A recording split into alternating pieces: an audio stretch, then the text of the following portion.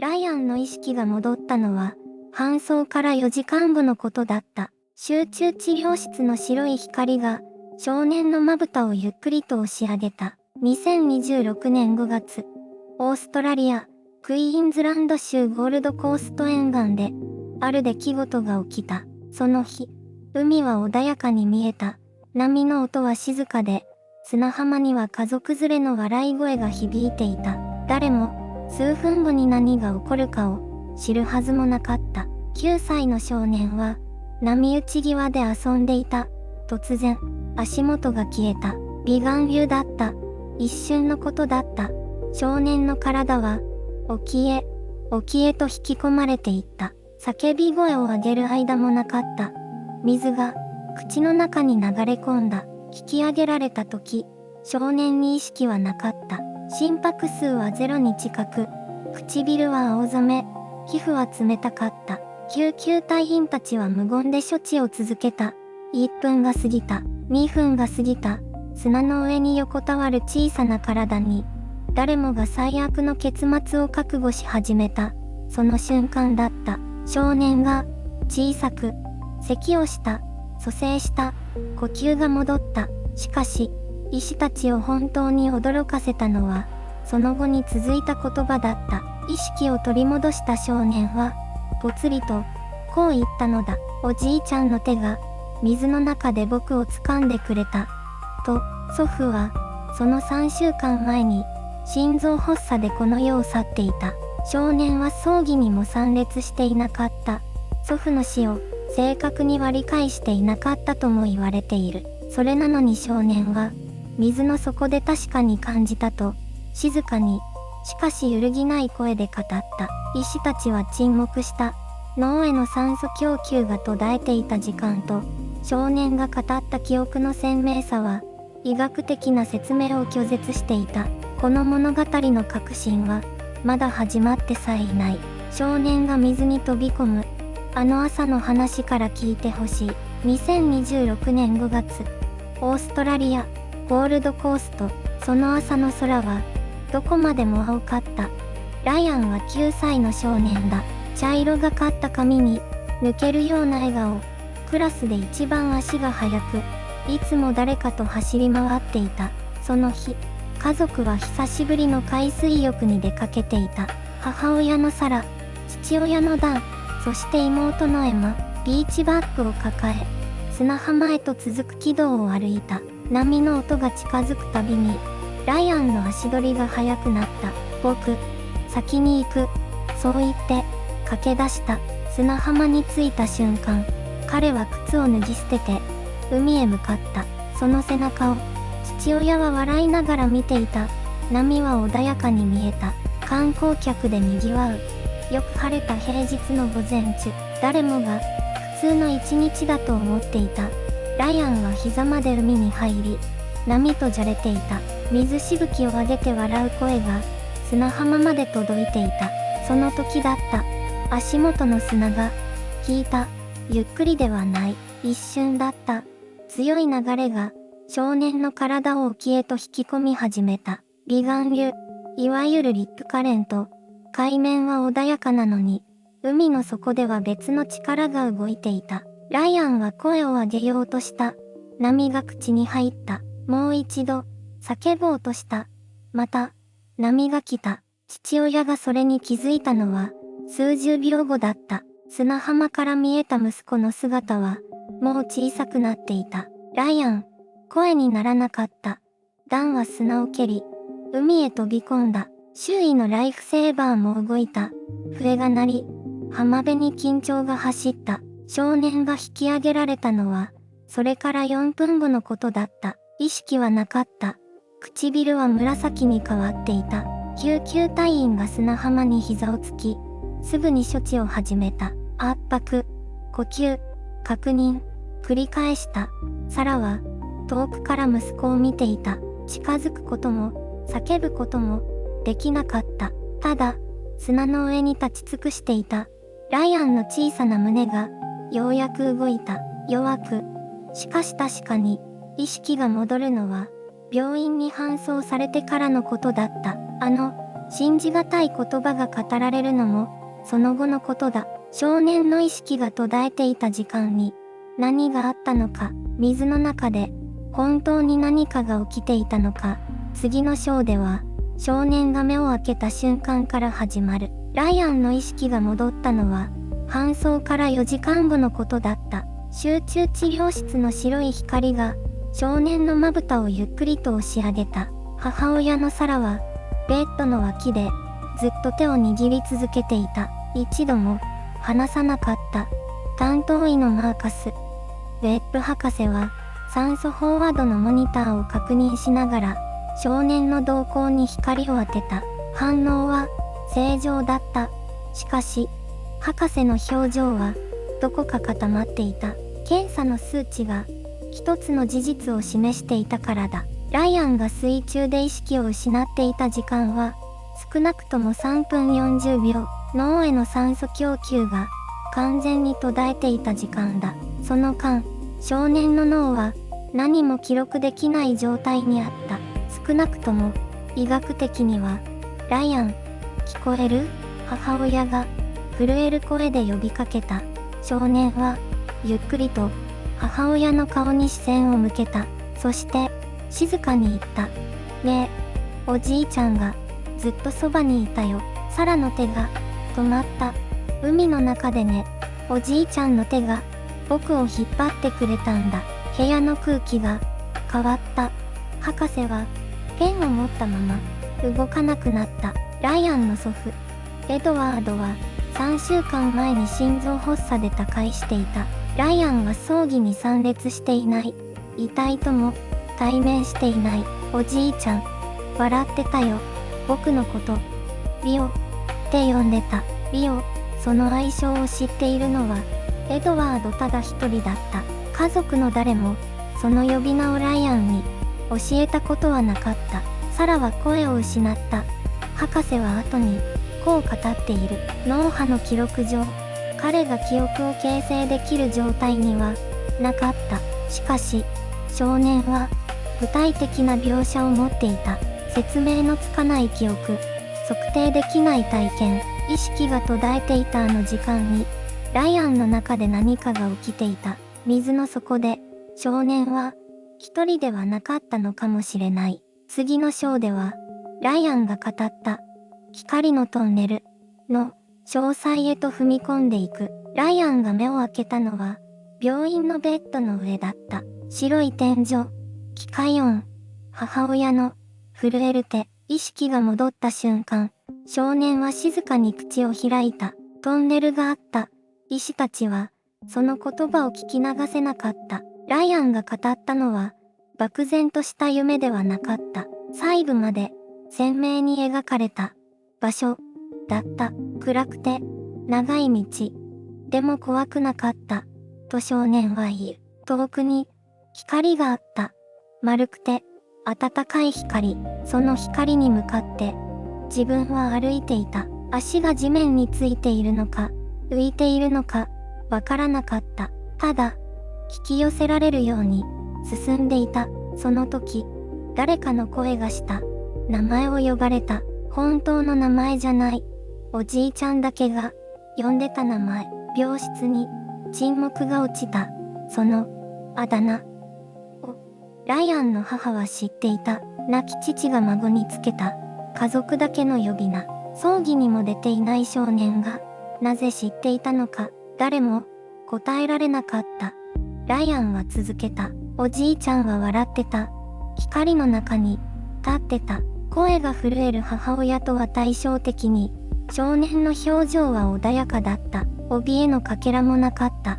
戻れ、って言われた。まだ行ったらダメだって。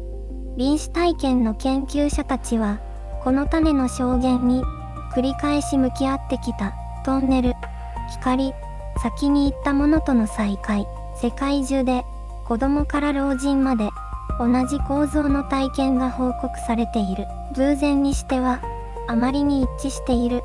文化が違っても、言語が違っても、その構造は変わらない。医療の側から見れば、酸素不足による脳の幻覚かもしれない。しかし今回の記録は、その説明に収まらない脳波が示す無活動の時間に、ライアンは具体的な記憶を持ち帰ってきた測定できるものだけが真実ではないのかもしれない。少年は最後にこう言った。おじいちゃん、また海に行こうって言ってた。一緒に、いつかって、その言葉を誰も否定できなかった。次の章では、この体験が示す境界線に踏み込んでいく。生と死の間に存在するあの場所の正体とは何か。生と死の境界線、その言葉は聞いた瞬間に空気を変える。ライアンが語った記憶は脳波の沈黙と一致していた。酸素が届かなかった時間、意識が閉じていた時間、医師たちが空白と呼んだあの瞬間に、少年は確かにどこかにいた。波に飲まれた子供の体は砂浜に引き上げられた。心拍が戻るまで4分以上が経過していた。その4分間を少年はどこで過ごしていたのか。暗闇の中だったのか、それとも光の中だったのか。ライアンは言った。怖くなかった。その一言が周囲の大人たちを黙らせた。溺れかけた子供が恐怖を語らない。それ自体がすでに説明を超えていた。境界の場所とは恐怖の消える場所なのか。医学は痛みの敷地を測る。酸素濃度を測る。脳の電気信号を測る。けれど、恐怖が消えた理由はどこにも記録されない。ライアンが感じた手は祖父のものだったと少年は言う。冷たくなかったと暖かかったと水の中でぬくもりを感じた。その感覚もまた生理学的には起こり得ないものだった。低体温が進む水中で人の体は熱を失う。暖かさを知覚する神経も酸素不足の中では機能を落としていく。それでも少年は暖かかったと言い続ける。境界にある場所は物理の法則を持ち込まない場所なのかもしれない。生きている世界の尺度が通用しない場所。そこで少年は一つの選択を迫られた。戻るか残るか。祖父は行けと言った。海にまた来い。その言葉が少年を引き戻した。帰還とは選ばれることではなく選ぶことなのかもしれない。ライアンは戻ることを選んだ。祖父との約束を胸に抱えたまま、境界の向こうに何があるのか人はまだ知らない。けれど一人の少年がそこから戻ってきた。記憶とぬくもりと名前と一緒に。次の章ではこの体験の全貌が一枚の風景として広がっていく。少年が見た光景とは一体何だったのか。少年が見た光景は単なる夢ではなかった。医師たちが首を横に振った脳波のデータが示した数値は意識が存在できる限界をはるかに超えていた。酸素が届かなかったあの時間、記憶が刻まれるはずの神経回路は完全に沈黙していた。それでも少年は覚えていた。祖父の手の温かさを、水の中で聞こえた声を、そして誰も知らないはずのあの小さな呼び名を。ライアンの祖父は彼だけを特別な名前で呼んでいた。家族の誰もその言葉を教えていなかった。葬儀にも出席していなかった少年がなぜ知っていたのか。医療チームは記録を何度も見直した。蘇生処置の時間、体温の低下、脳への影響の範囲、どの角度から見ても説明できる答えはなかった。沈黙が会議室を満たした。科学は問いを立てる学問だ。証明できないものを否定するのではなく、まだ理解が追いついていないと認める勇気もまた必要だと、ある医師は静かに語った。ライアンが体験したことはパノラマのように広がっていた。一瞬ではなかった。長く、鮮明で、色があり、音があり、体温があった。祖父と過ごした。あの夏の海で、砂浜で並んで座った。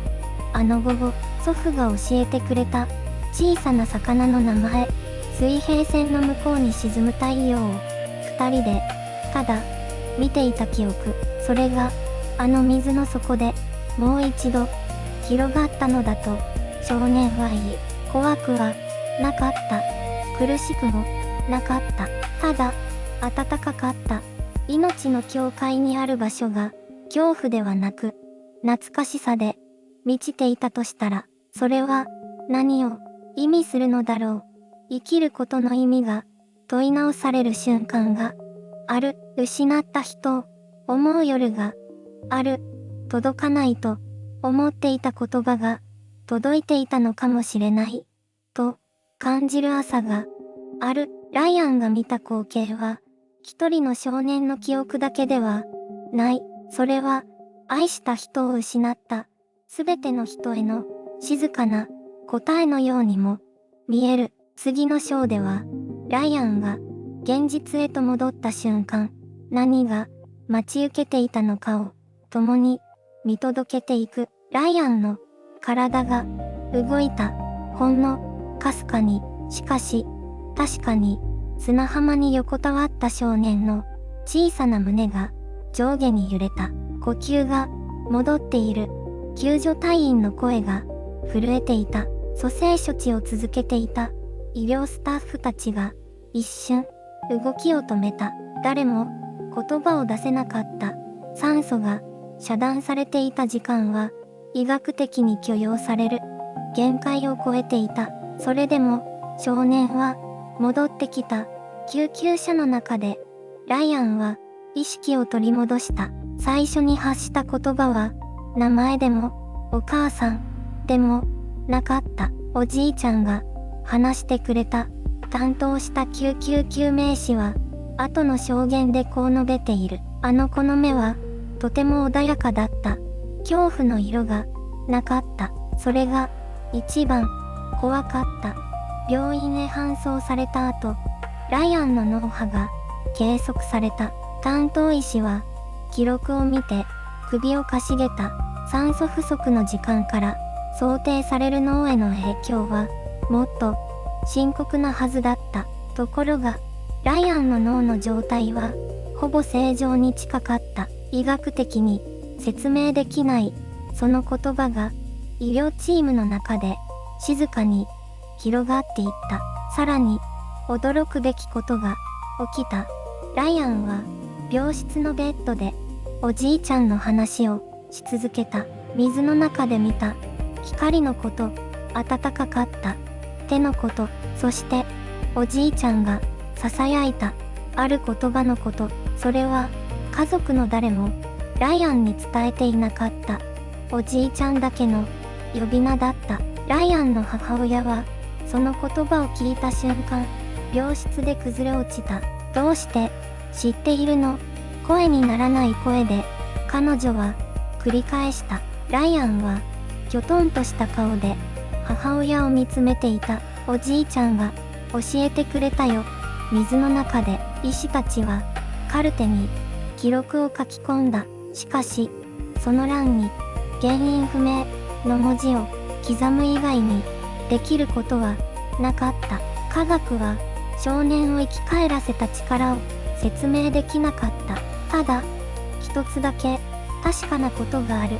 ライアンは、戻ってきた。愛された記憶と、共に、この出来事は、ライアンの家族を、静かに、深く、変えていった。次の章では、あの日以来、彼らの日常に、何が、宿り始めたのかを、共に、辿っていく。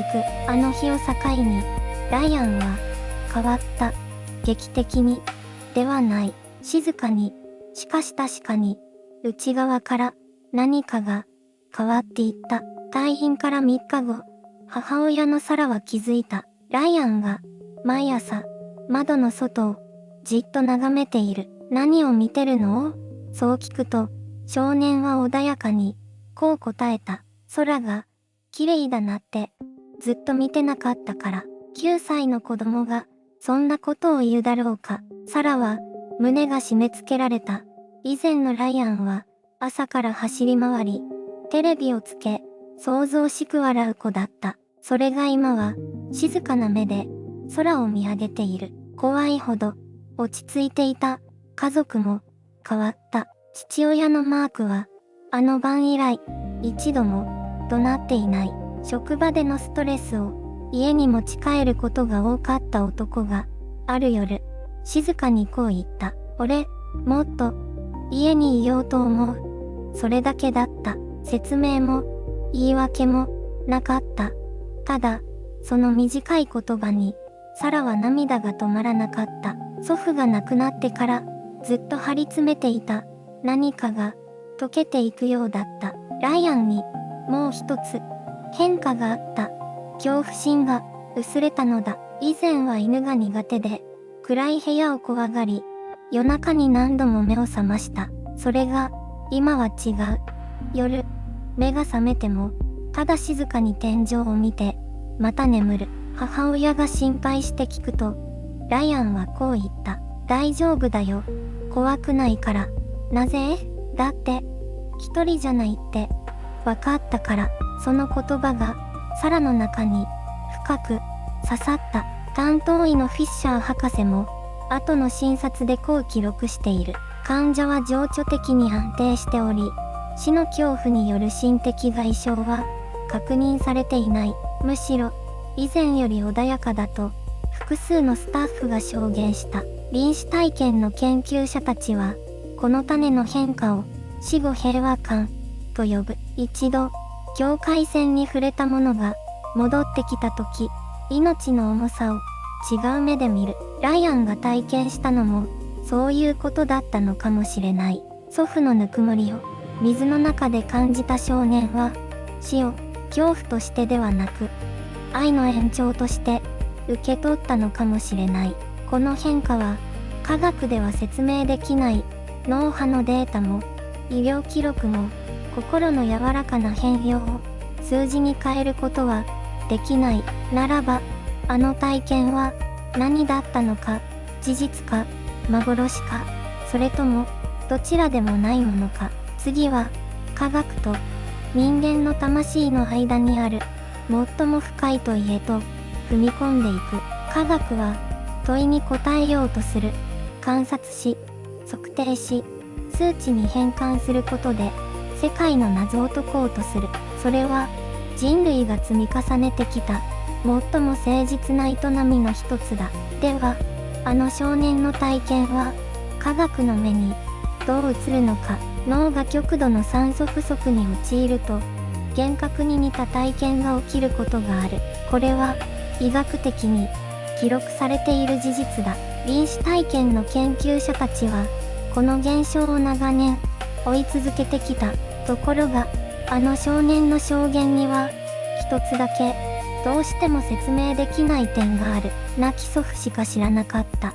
ある特別な呼び名。その言葉が、少年の口から出てきた、祖父の葬儀にも参列していない、9歳の子供が、なぜ知っていたのか。脳波のデータは、記憶の生成を、示していなかった。酸素が届いていない脳が、新しい情報を受け取ることは、通常では、ありえないとされている。医療チームは、沈黙するしかなかった。否定もできない、肯定もできない、科学の言葉が、届かない場所に、その体験は、あった。一方で、霊性や魂の視点から見ると、この出来事は、全く異なる意味を持つ。愛する者が、死を超えて寄り添うことができる。魂は、肉体の終わりで、消えるのではなく、別の形で、残り続ける。そう信じる人たちにとって、少年が感じた祖父の手は、奇跡でも幻でもなく、ただの真実だ。どちらが正しいのか、今の人類には、まだ答えられない。科学は、見えるものを測る。魂は、見えないものを感じる。その二つは、対立しているのではなく、同じ問いの、異なる扉なのかもしれない。大切なのは、どちらを選ぶかではなく、その問いを、真剣に抱え続けることではないだろうか。少年は今もあの水の中で感じたことをはっきりと覚えているという。恐怖ではなく、温かさ、痛みではなく、安らぎ、そして確かに感じた誰かの手の感触。科学と霊性が交わるその静かな境界線で、少年の体験は今も問いかけ続けている。答えではなく、問いそのものが私たちを変えるのかもしれない。次はこの体験が残したある一つのメッセージへと向かっていく。少年は今もあの日のことを語り続けている。恐怖ではなかったと、痛みでもなかったと、水の底で感じたのは確かなぬくもりだった。誰かが自分を手放さなかった、その感覚だけが鮮明に残っている。医師たちは言葉を持てなかった。脳波のデータが示す事実と少年の記憶が語る詳細はどうしても噛み合わない。意識を失っていた時間になぜあれほど具体的な体験が刻まれているのか。祖父だけが知っていたあの呼び名。葬儀にも参列していない少年がどうして知っていたのか。科学は今もまだその問いに答えていない。ただ一つ言えることがある。少年はあの日誰かに守られた。それが何であれ、どう呼ぶべきものであれ、少年の命は確かにここにある。私たちは時に説明できないものに出会う。理解しようとするより先にただ受け取るべき何かがこの世界には存在する。祖父は言った。しかし少年の記憶の中でその手は今も温かいままだ。愛は肉体を超えるのかもしれない。時間を、距離を、そして死さえも超えて届くものがあるのかもしれない。この少年の体験があなたに何かを問いかけるとしたら、それはきっと答えではなく感じることへの招待だ。大切な誰かを思い出してほしい。もういないあの人、その人のぬくもりが今もどこかに残っているとしたら、あなたは信じられるだろうか。この動画があなたの心に小さな何かを残せたならそれで十分だ。